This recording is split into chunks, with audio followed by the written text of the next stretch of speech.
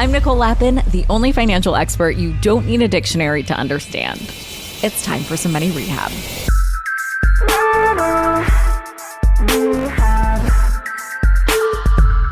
Last week, the United States House of Representatives passed a plan to provide $14.3 billion of aid to Israel. So the conflict in the Middle East will continue to be a big headline in financial news for some time to come. A few weeks ago, I had Dan Senor, foreign policy expert, on the show who said that Israel is a country uniquely primed for resilience. But as the war wages on in Israel, resilience feels like it is far away or even impossible. To explain, though, how peace could be possible in the region, I'm talking to Ron Prosor, Israel's ambassador to Germany. Here's our conversation. Ambassador Prosor, welcome to Money Rehab. Happy to be with you. How are you? How am I? I say it this way. I have a personal history with Germany. My father was born in Germany, in Berlin, with a sister, Lieselotte. The family name was Prosor, and they lived here in Berlin with my grandparents, Friedel and Bertold Prosor.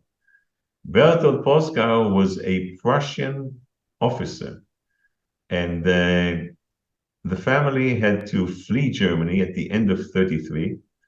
And for me to return to Germany as an ambassador representing the nation state of the Jewish people is closing a circle, is emotional, and I think I could say, Nicole, that it is my calling.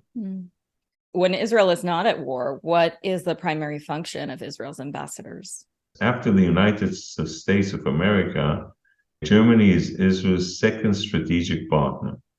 And an ambassador deals with, tangibles. For example, when Israel bids on selling the Arrow 3 rocket defense system to Germany, as you know, there are many competitors, and you have to really work with all parts of society, hence with the Bundestag or the parliament, with the politicians, with making and the defense established to really make this deal happen.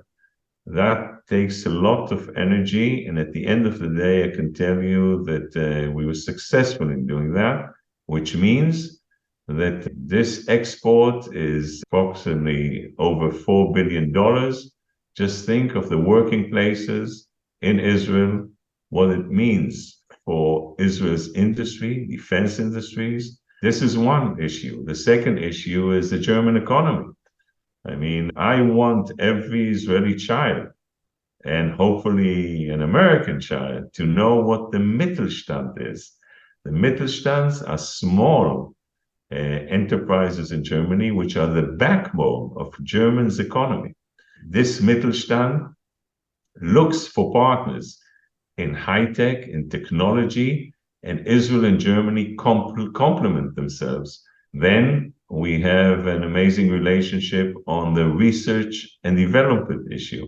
And of course, on the political level, on trying to have Germany stand with Israel in this special time after the 7th of October, standing with us on our side, not wavering, and standing with us, especially in international forums and in the European Union. And of course, helping us out with things that we need from Germany that pertain exactly to the war that we are now conducting with Hamas. So this is just, off the cuff things that an ambassador does in one of Israel's biggest embassies in the world. Yeah, well, how has the role changed in the last few weeks? Israel will never be the same again as before the 7th of October. And the mere notion of using those two words, never again, especially on German soil, is very, very imminent. I mean, never again. And today, when we are at war now with Hamas, I think it's obvious, not just to us, but it's beginning to be obvious to many democratic countries around the world that we are on the front line, but this is a fight for democracy, for freedom, and for exactly the values that democratic societies actually hold. For the German society, there was just a poll 2 days ago, 60% of Germans are afraid from what they see on the streets and the violence, now not directly connected to Jews. And you see a rise in, by 240% on anti-Semitic incidents. Jews, Israelis are afraid to go in the underground, to put a kippah, to talk Hebrew on the cell phones. And Germany, from the chancellor downwards, is really standing firm now. And I'm very, very grateful and I think proud that Germany is doing this, first of all, for their own sake. And secondly, basically connecting to what they saw that happened on the 7th of October. I mean, I've been thinking a lot about you in this moment in the world. You're, of course, Israel's ambassador to Germany responsible for the Holocaust. Now we're following the most fatal attack on the Jewish people since that time. Do you feel the weight of this? You're in such an important position to feel the significance of this tragedy and the significance in history, really. I think I feel the urge to stand up and basically call it and say, just a second here. Wake up. If you don't understand that they are a threat to you, they're a threat to any Western societies. And this I feel is, for me now, and I think for every Israeli, really, really important, because Hamas didn't make a differentiation between, left-wing Jews, right-wing Jews, Orthodox Jews, secular Jews, conservative Jews, didn't make a difference.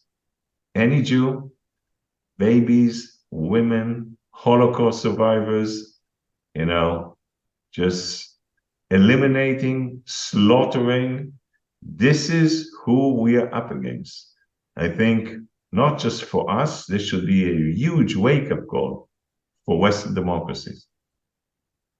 Yeah, because should we expect, if you're hearing more violent demonstrations, to continue like this or to escalate? Like, should we have more caution in our daily lives? I think that we can expect demonstrations to continue, absolutely. And when people really, incite to kill and to use violence, they will be brought before the courts, which is new in Germany, not easy in Germany because of the past, because of the respect to privacy. So in the sense, this is a beginning of a long journey in which I hope at the end of the day, we'll have more people connected to democratic values and beliefs as we all grew up believing it. I hope so. Only time will tell in the future. But let's do a little time traveling to the past for a moment. You oversaw Israel's disengagement from Gaza in 2005. Can you tell us what was happening before the disengagement proposal and then why disengagement was positioned as the right solution for those circumstances at the time? So just think until 2005, basically we said, hey, we don't have a partner we can really make a deal with. The world was pressing. We were thinking, let's try and change the equation. So in essence, the idea of disengaging out of Gaza was that we looked at Israel's national security interests and analyzed them and said, if we take the 22 settlements in Gaza out, and if we basically go back to the border and also take, and people forget that, 4 settlements out of Judea and Samaria will show them political horizon. We will change the equation we are basically going out of Gaza, never to look back into Gaza. What have we lost in Gaza? So in the sense we handed them Gaza, we thought that we were doing the right thing. We thought that this is going to be an experiment, stage one, for us to be able to continue. But Hamas had a completely different narrative. They said, look at this, the Jews are running away from Gaza. Why are they running away? Because of violence and terror. Let's continue with violence and terror.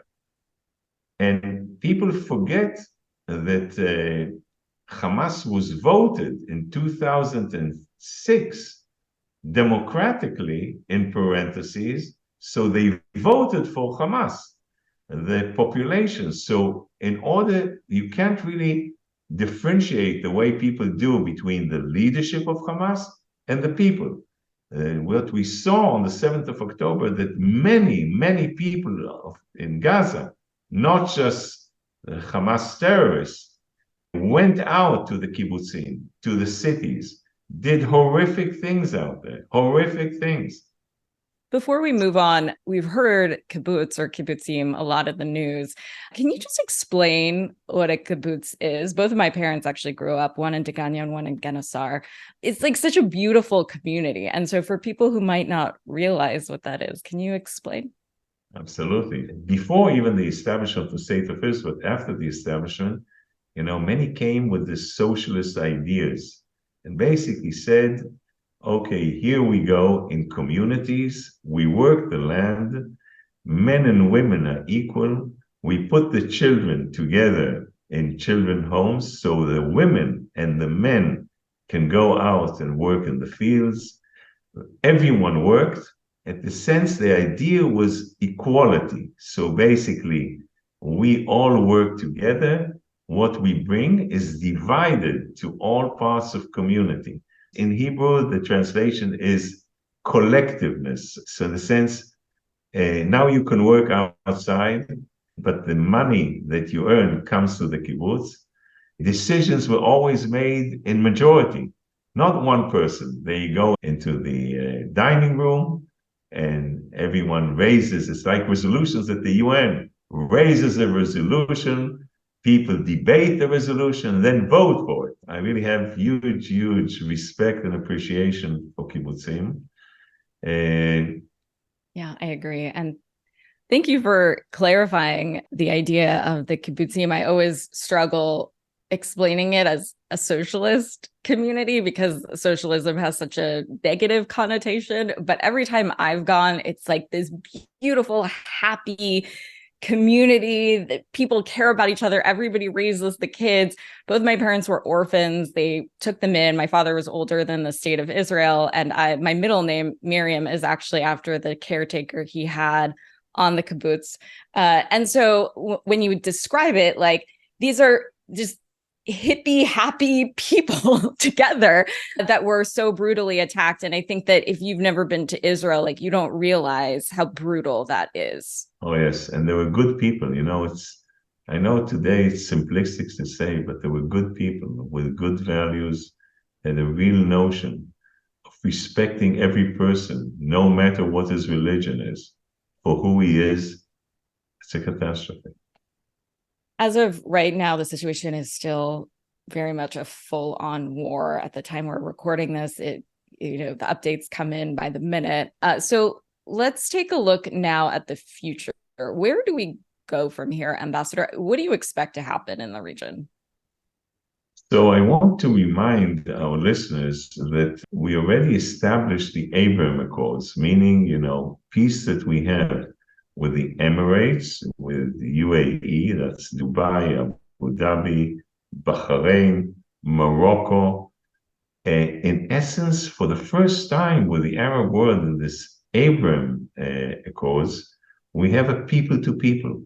So they come with different perceptions that they had of Israel. They thought that we Israelis and Jews have horns. And they come and visit Israel. They move in Tel Aviv, in Jerusalem. They're amazed, what societies they find. And they return with a different perception on Israel and Israelis. Now, don't worry, they don't become Zionists or they don't donate, for trees in the KKL, but their perception is different. We have peace with Egypt and peace with Jordan. We gave every centimeter territory back to Egypt and to Jordan. Then why am I emphasizing this? Because we were already with one step in achieving peace with Saudi Arabia. So it's not coincidental that when we were already nearing the peace with Saudi Arabia, Iran decided, how can we destroy it? And in essence, Hamas, unprovoked, no coincidence that it took place when it did, unprovoked, went out and attacked those terrorists, Israel, in one of our religious days, Simchat Torah, which shows you that the idea was to try and destroy the regional peace that was happening around us. So you asked me, and now I'm coming back to your question, how do I see, the future? We have to eliminate Hamas and its leadership.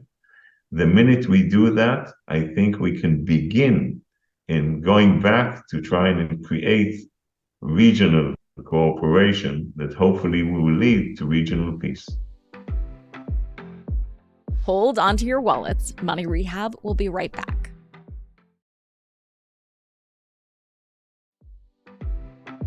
And now for some more Money Rehab. Well, the UN called for a ceasefire, but Israel continues, of course, the counterattack. What do you think it would take for Israel to decide to ceasefire? Hamas basically broke the ceasefire that we had. We had a ceasefire with Hamas. They broke it, slaughtering our people. We are not going to give them any ceasefire until we really take out the infrastructure, the terror infrastructure of Hamas. They abuse their own population and use them really as human shields. And when you zoom out for a second and say, hey, just a second, all the money that was supposed to go, all the cement that you had to build schools or hospitals, and all the steel that went in, instead of building, what they did is they built tunnels, rockets, used and abused everything in order to create a terror state. And against this terror state, okay, we are now going after those people that created the biggest massacre against the Jewish people after the Holocaust.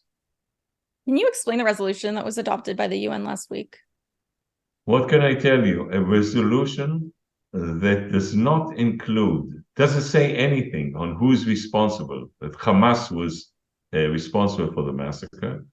It doesn't say anything about the kidnapped 242 from 41 nations. Not a word about freeing them, the United Nations, really.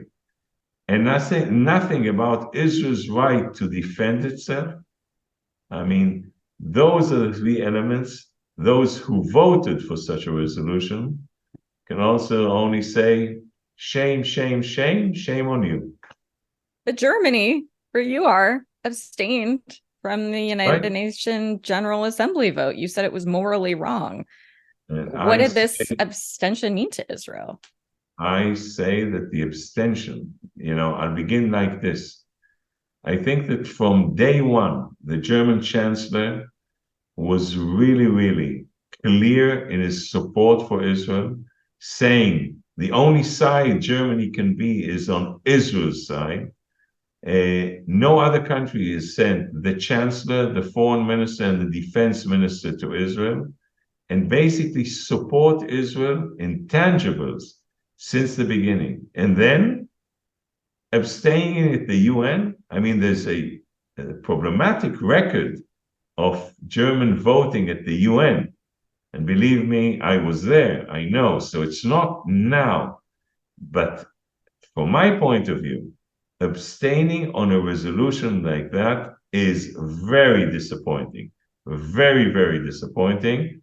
And I made myself publicly also clear on this. So on the one hand, we have Germany really, and I repeat that, really with us on also intangibles, but on the issue of the UN, I don't understand it. And in 5 or 10 years, I think it will be looked upon as very disappointing and even harsher words. Yeah, because what kind of message does that send to the world? That just continues to fuel anti-Semitism. As you can see, I'm not going to be the spokesman of the German government on this issue. But again, I have to be fair. The Chancellor, spot on also in the European Union support for us, spot on really backing Israel on many fronts. We have an amazing cooperation, both militarily and also on other dimensions, which now I see how supportive Germany is to Israel. And again, after saying all this, I told you what I think about the vote at the UN. What do you think now is the region's best chance at peace, or is there one? I think we can all agree that nobody wants innocent people to die. But is there a chance for peace? It's very hard to talk about this now because I don't want to be the guy in class that really gets an A mark for showing that he can really think, in strategic terms. Now we have to eliminate Hamas's ability to control Gaza. It's obvious we cannot do anything with Hamas, its ideology, and the way it works. We have to eliminate. So in the sense, I can tell you one thing. I don't know exactly what is going to be afterwards. I think I know what we want there to be, but we have to focus on making sure that Hamas does not control Gaza anymore after we finish. Now, what we have with Hamas in the south, we have something very similar with Hezbollah in the north. Okay? This is something that Israel, again, very, very hard, Nicole, to live with. Okay? With something like that, with a firing power of Hezbollah of 130,000 missiles and rockets, more firing power than most NATO members. So in the sense, we have to understand that if we want to move forward, okay, we need to make sure that elements like that are not there anymore. And it's something which is crucial. We see Iran around those countries, those are proxies from Iran. So one of the proxies is Hamas. We saw what they did. The other is Hezbollah. They are now conducting already a limited war up in the north, again, unprovoked by Israel. And suddenly we see missiles flying to Israel from Yemen. Okay? Yemen, the Houthis are also proxies of Iran. So this is orchestrated by the mastermind, this evil mastermind in Iran. And we and the world, okay, should understand you can't make deals with the Ayatollahs and the mullahs. The only deal that you make with them at the end of the day, you'll be hanging in the middle of Tehran. So we have to change the way we see this, and then I think there are options to continue what we started with Saudi Arabia and others in order to achieve regional peace. But it's going to take huge time, Nicole. And how do we change people's minds about this idea that I don't understand how Israel loses this PR war, that people are against democracy? Is that essentially, how do we lose this ambassadorship toward young people in the United States? How do we have protests and PR around supporting anything but democracy? What am I missing? Oh, you're not missing. You're spot on. Look at what happens at Ivy universities. Look what's happening at Harvard or at Yale or at Stanford or at Penn. I mean, really? Students standing up and supporting Hamas? I mean, God, what class did you miss in those Ivy universities? Who's paying for you to really, that's what you're learning out there? So you begin with that, which is, it's shocking for you, it's shocking for me. And I think it should be shocking to anyone that understands what happens at universities now. I mean, this is, a lack of leadership on universities, deans and heads of universities saying, just a second, this is not freedom of speech here. This is what you're doing is inciting to terror and violence. You're inciting and supporting, butchering people. I mean, really, you've lost the ability to make a difference between good and bad, between civilization and barbarism. What classes have you been missing? Or what whiskey have you been drinking? I mean, wake up, guys. And this is something that I think the world, you in the US, would have to encounter, because this is really incomprehensible. There's no other word for me.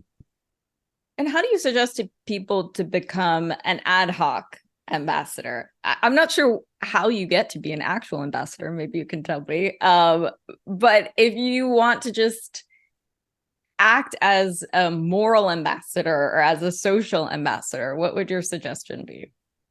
So first, I'll tell our viewers that in most countries, and Israel, the United States, you need at least a bachelor's degree. It doesn't make a difference what from. I mean, you can be an economist, you can be a lawyer, you can be a dentist, you can be a medical doctor.